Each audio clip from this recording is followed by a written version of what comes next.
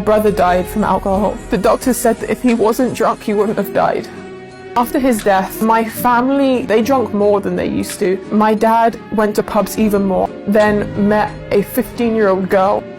He ran away with a 15-year-old girl, and he left his entire family behind. My entire family split in half. I never saw my dad again. I grew up hating alcohol. I hated parties. But as I started getting older, everyone said, if you go to these clubs, you'll meet the right people. So I started doing it for that reason. I went to a nightclub. I ended up in hospital because somebody tried to kidnap me. I was in an awful state, thinking, why did I do this to myself? And when I came to Turkey, I stood between Blue Mosque and Hagia Sophia, and just hearing the azan, that is so beautiful, that is so peaceful. And I had an hour journey back to my hostel. I didn't know the way, so I got my phone out, I was ready to Google Map, and then my phone that was on 50% battery just died. I thought, God, if you're real, help me get back to my hostel. And in that moment, in a very, very, very, very long time, I wasn't anxious. Subhanallah, I just walked straight to my hostel. I didn't take a single wrong turn. Nobody helped me. Subhanallah, it wasn't me, it was Allah. And after that, I just kept learning. I kept reading the Quran, and lockdown forced me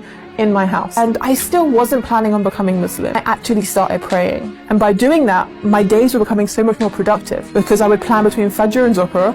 I would do this, this and this. And then Ramadan came. I started doing Ramadan. I was fasting, I was praying, and between that, I was just learning about Islam. That was all I was doing with my time. Nothing in my life has given me this feeling. And because of that feeling, that's when I started taking it seriously. And I started going, this is from God, because only God can give me that contentment. I cried the entire night I became Muslim. I did it over and over again because I was worried that I was doing it wrong.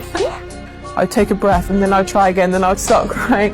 So I did my Shahada technically multiple times. The feeling was like I found my purpose. When you're a non-Muslim, you have nothing to focus on, but then all of a sudden we're given guidelines to follow, and then the goal becomes clearer. You know where you're going, why you're going there, what you're going to get at the end of it, and that's Jannah, inshallah. And that goal towards Jannah is such an easier life to live than a life of not knowing where you're going.